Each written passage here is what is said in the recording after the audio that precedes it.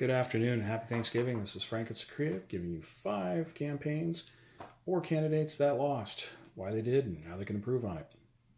Like and subscribe. I know what you're thinking. Why didn't you just choose ones that did well and why they won? That's not fun. Let's do why they lost. First off, we're going to go and group 3 together. And, here we are. In that grouping, you've got Matt Caldwell, Republican, Agriculture, Sean Shaw, the Democrat for Attorney General, and Jeremy Ring, Democrat for CFO. Now, why did I loop those 3 together? Well, it's because, quite frankly, they didn't run their own campaign. They let others define them, and more importantly, they let their parties define them instead of themselves. Now, the closest there was Matt Caldwell, and he almost held him up to the coattails of Rick Scott, and Ron DeSantis, but just didn't hold on tight enough. And the other 2, that was pretty much a sinking boat. But who was the victor of them all? Well, Nikki Fried. Nikki Fried, Democrat, agriculture candidate. She ran her own campaign. She ran on pot. A lot of pot. Floridians like pot. We know because they voted for it 2 years ago and they haven't got the pot. So Nikki Fried won, and pretty soon, 4 years, she'll be your senator or Democratic governor candidate from the state of Florida. Now, the first individual campaign I'm going to talk about is one that hits a little bit closer to home.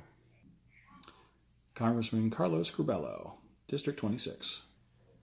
Now, quite frankly, was there anything that Carlos could have done to win that election? Probably not.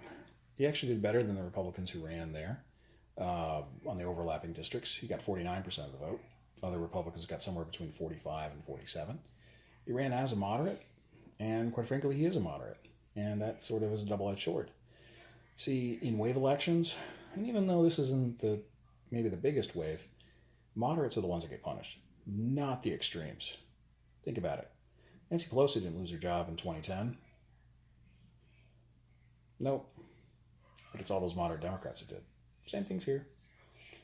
And, when you are a moderate, especially one who takes on your own president, there is a little bit of a disconnect from that loyalist presidential portion of them who want to get out there and vote. And, well, quite frankly, the president didn't exactly do a lot to get him elected. And, quite frankly, that probably would have made him worse. So what can he do in 2 years? Well, continue to be moderate.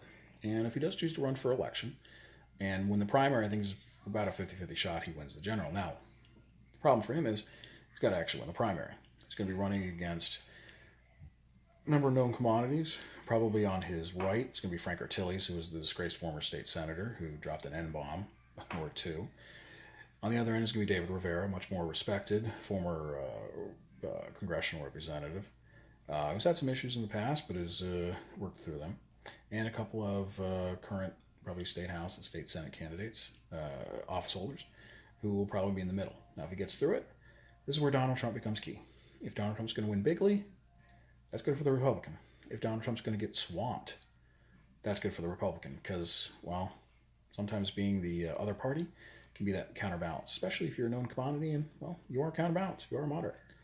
The problem will be if it's going to be a tight race, and, well, this is Florida.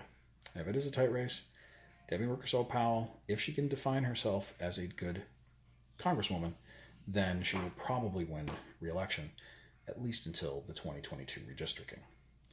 Third candidate and campaign we're going to talk about is how you do not run opposition to a ballot initiative.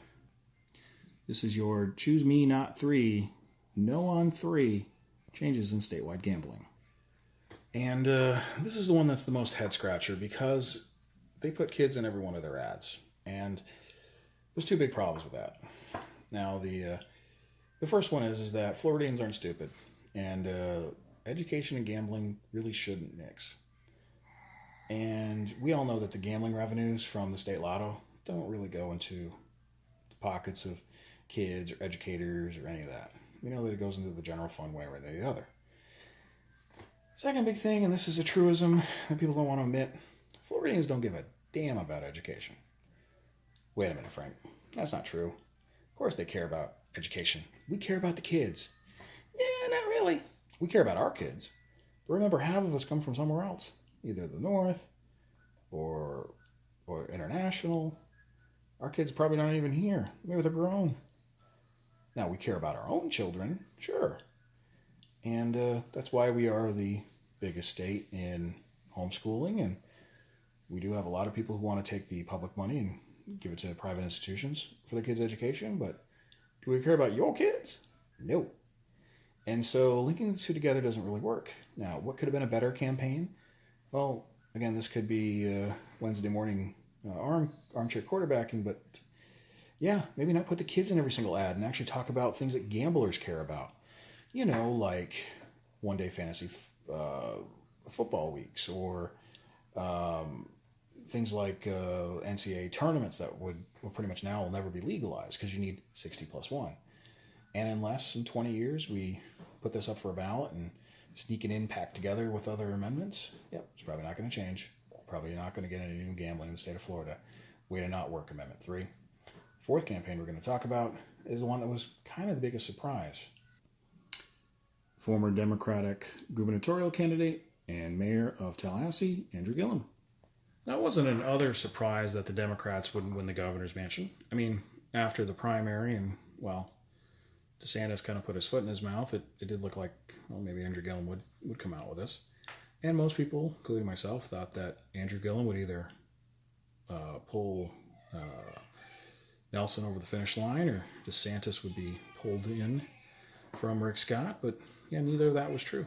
In fact, Andrew Gilliam did the worst of the four. And part of that was because the Democrats just chose somebody who was, well, not exactly their best candidate.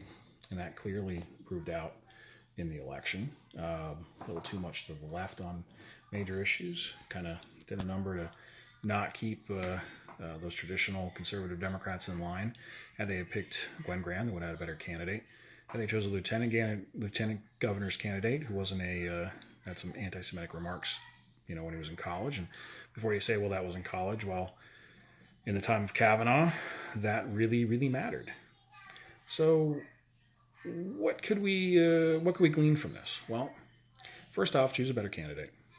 Okay. Second off, choose a candidate who uses his family better. Look, Ron DeSantis, while looking like the scion of Donald Trump, did put his kids and wife and family in a bunch of ads, and Andrew Gilliam didn't. And I think if he'd done more of the family angle, less of the progressive liberal angle, probably would have done a little bit better. Now, how does he go from here? Well, in 2 years, well, he can try to find a state rep, state senate, or congressional race that's open.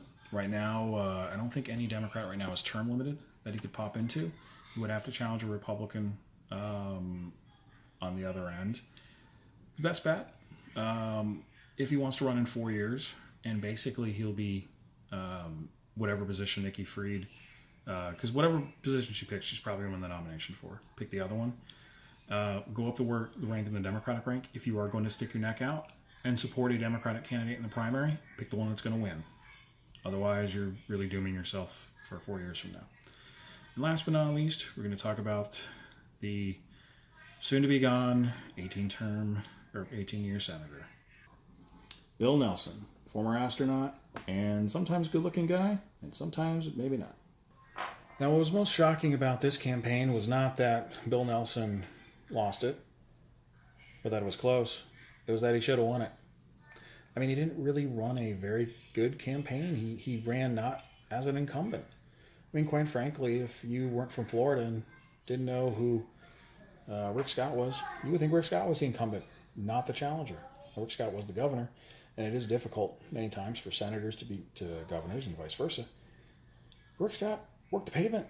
He got the Maria Ricans to not be in the same boat as New Yorkers and Floridans and registering as Democrats. He worked to get the Cuban Hispanics back.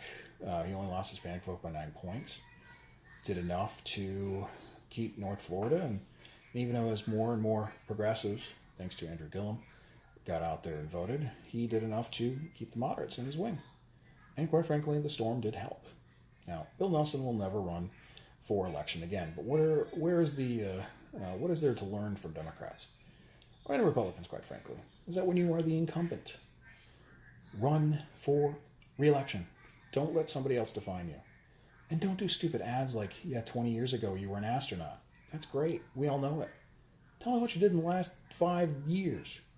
Again, you can tell me that you gave everybody $500,000. What have you done for me lately if that $500,000 hasn't come anytime soon? So like and subscribe, and we'll do future videos on some other topics. Again, these have been 5 Florida races where why they lost and what we can fix from it.